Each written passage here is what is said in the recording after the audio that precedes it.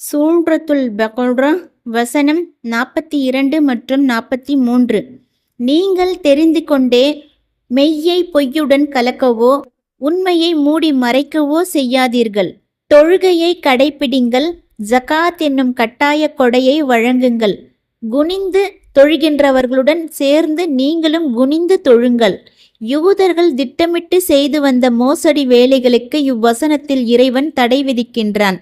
மெய்யை பொய்யுடன் கலப்பது, பொய்க்கு உண்மை முலாம் பூசுவது, உண்மையை மறைப்பது, தவறானவற்றை வெளியிடுவது ஆகிய குற்றங்களை யூதர்கள் செய்து வந்தார்கள். ஆகவே நீங்கள் அறிந்து கொண்டே மெய்யை பொய்யுடன் கலந்துவிடாதீர்கள், உண்மையை மறைக்காதீர்கள் என இறைவன் ஆணையிடுகின்றான்.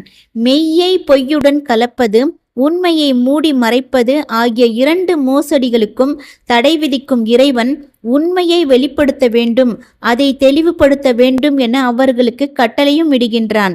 இந்த வசனத்திற்கு இப்னு அப்பாஸ் ரதியல்லாஹு அன்ஹு அவர்கள் அளித்துள்ள விளக்கமாவது, சரியானதை தவறுடனும் உண்மையை பொய்யுடனும் கலந்துவிடாதீர்கள். அபுல் ஆலியா ரஹ்மத்துல்லாஹி அலைஹி அவர்கள் கூறினார்கள், மெய்யை பொய்யுடன் கலக்காதீர்கள். முஹம்மது ஸல்லல்லாஹு அலைஹி வஸல்லம் அவர்களுடைய சமுதாயத்தாரான இறை அடியார்களுக்கு நல்லதையே நாடுங்கள். கதாதா ரஹ்மத்துல்லாஹி அலைஹி அவர்கள் கூறியதாவது, இஸ்லாத்துடன் யூதத்துவத்தையும் கிறிஸ்துவத்துவத்தையும் கலந்து விடாதீர்கள். இஸ்லாம்தான் இறை மார்க்கம். கிறிஸ்தவமும் யூதத்துவமும் நீங்களே உருவாக்கி கொண்ட புதியவை. அவை அல்லாஹ் வழங்கியவை அல்ல என்பது உங்களுக்கு தெரிந்ததுதான்.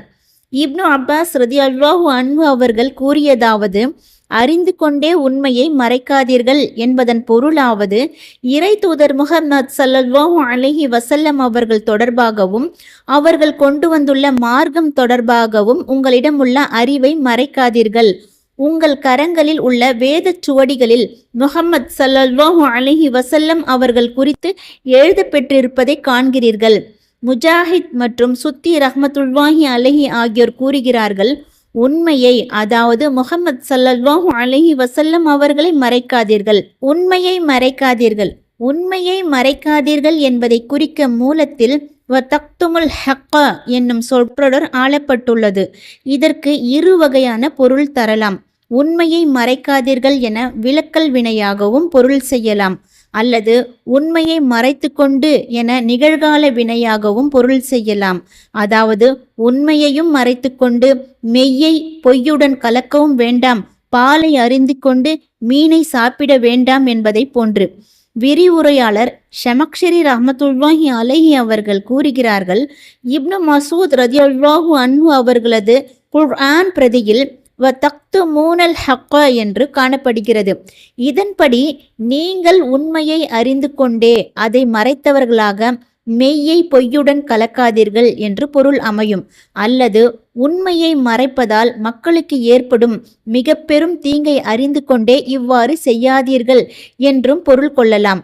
ஏனெனில் வேதக்காரர்கள் சரியான தகவல்கள் சிலவற்றை கூறிவிட்டு அவற்றுடன் தவறான கருத்துக்களையும் கலந்து வெளிப்படுத்தும் போது மக்கள் நல்வழியிலிருந்து பிறழ்ந்து நரக வழிக்கு செல்ல வேண்டிய நிலை ஏற்படும்.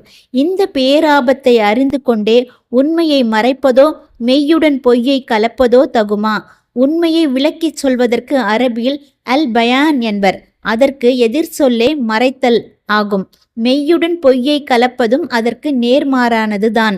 அடுத்த வசனத்தில் தொழுகையை கடைப்பிடிங்கள், ஜகாத் வழங்குங்கள், குனிந்து தொழுகின்றவர்களுடன் சேர்ந்து நீங்களும் குனிந்து தொழுங்கள் என்று கூறுகின்றான் இறைவன். முகாத்தில் ரஹ்மத்துல்லாஹி அலைஹி அவர்கள் கூறுகிறார்கள், நபி ஸல்லல்லாஹு அலைஹி வஸல்லம் அவர்களுடன் இஸ்ரவேலர்களும் தொழ வேண்டும்.